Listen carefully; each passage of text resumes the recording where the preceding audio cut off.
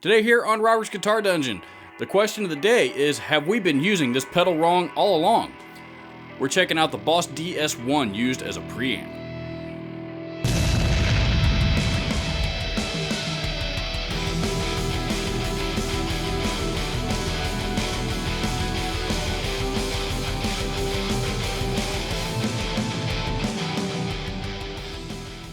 For the last year and a half or so, the entire guitar community on the internet has been abuzz about discovering that the Metal Zone used as a preamp itself instead of as a distortion pedal into the front end of the amplifier produces much different results than people had previously been aware of.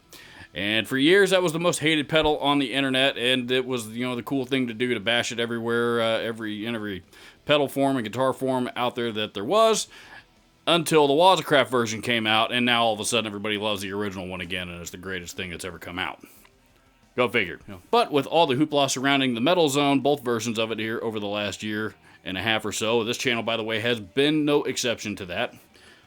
No love for the DS-1. Good old-fashioned Boss DS-1 distortion pedal that's been around since for about 1900 years or something like that, and is just a good old-fashioned rock and roll classic. So we're gonna perform the same experiment today with the DS-1 that people have been performing with the Metal Zone. So if you are not familiar with how this works, here's how we're gonna do it. Under normal circumstances, what most people do, myself included, is you would run your guitar, the cable from the output of your guitar into the input of the distortion pedal, and another one from the output of the distortion pedal into the input in the front end of your amplifier. So what we are going to do instead is that exact same process, except instead of going into the front end of the amplifier, we are going to go into the return input of the effects loop. What this does, this bypasses the entire preamp section of the amplifier altogether. All the knobs on the amplifier are useless, and the pedal itself all of a sudden becomes the preamp section. So really quick, I'm going to plug it into the input of the front end of the amplifier just so we can get a quick reference of what it would normally sound like in the using it in the traditional manner. And then we are going to plug it into the return jack of the effects loop. And just for kicks, I am also going to include my trusty handy dandy Boss SD-1 Super Overdrive pedal. And we're going to test out how that works running the overdrive in front of the distortion as well. So let's check it out.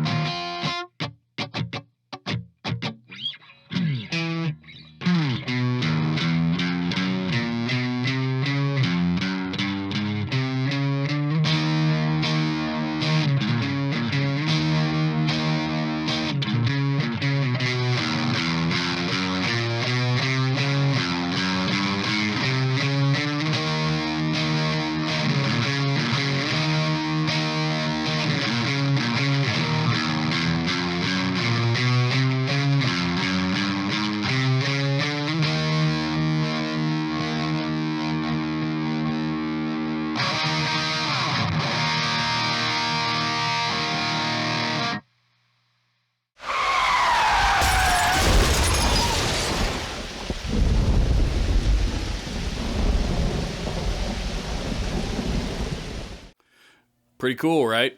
I thought so anyway. You know, and I don't think it sounds bad. You know, I actually think it's a good sounding pedal going into the front end of the amplifier. Now, I admit when I was a kid, I hated this thing. You know, just because it wasn't enough distortion and it wasn't, you know, that scooped out, you know, Metallica thing that I was always in search of as a 14-year-old teenager. But regardless, I have grown up and I have matured and my ears have changed and my tastes have changed, and I now realize just how great of a pedal the Boss DS-1 really is. As well as the Super Overdrive. Super Overdrive is actually one of my favorite overdrive pedals. But using them as a preamp and bypassing the amp preamp section altogether kind of opens up an entirely different world of tone for this thing. And, you know, it kind of seems to eliminate that, you know, almost digital. I hate to call it digital, but, you know, there's like a, you know, an artifact in the tone of some kind that just, you know, it just sounds like a distortion pedal. It doesn't sound quite like a natural distortion of overdriven tubes. Probably the best way that I can describe it. So, anyway, I really, really like the sound of it. I would love to hear your thoughts of the way that it sounds. There is one drawback to using any distortion pedal in this manner that nobody seems to talk about. And this is the primary reason why I do not normally do this unless it's in an experiment or a demo like this. When I run a distortion pedal straight into the return input of the effects loop, I'm also essentially giving up my effects loop, and I don't like that.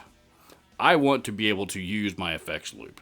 And the reason why I'm bringing this up is because some of these pedals that I have talked about on my channel that I don't like. Yes, I'm talking to you, Mr. Metal Muff.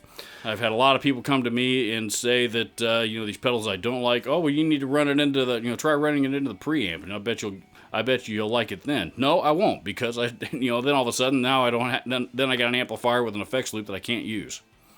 So there is a really, you know, for diehard effects, you know, effects junkies like myself that, you know, that want to be able to use their chorus and delay and phaser and all that kind of stuff in the effects loop. That is a pretty big sacrifice, and I thought I would bring that up because I never hear anybody else talk about that aspect of doing it this way. So anyway, leave a comment down below. Let me know your thoughts on how you thought this pedal sounded, both in the front end and in the back. And, you know, please hit the subscribe button down below if you haven't already, as well as the alert icon. Links to all the gear used in this video will be down in the description as always. And don't forget, remember these guys? Did a video on these guys here a couple weeks ago. And if you don't remember these guys, these are the Forever Pick Humbucker Helper, and I am giving away 3 of them to the first 3 people that spend $25 or more in my Teespring shop, links to which you can find right down below your viewing screen.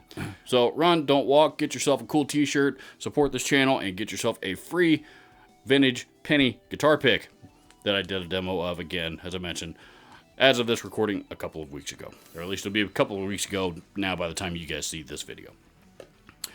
So, thank you so much for watching, and I will see you in the next video.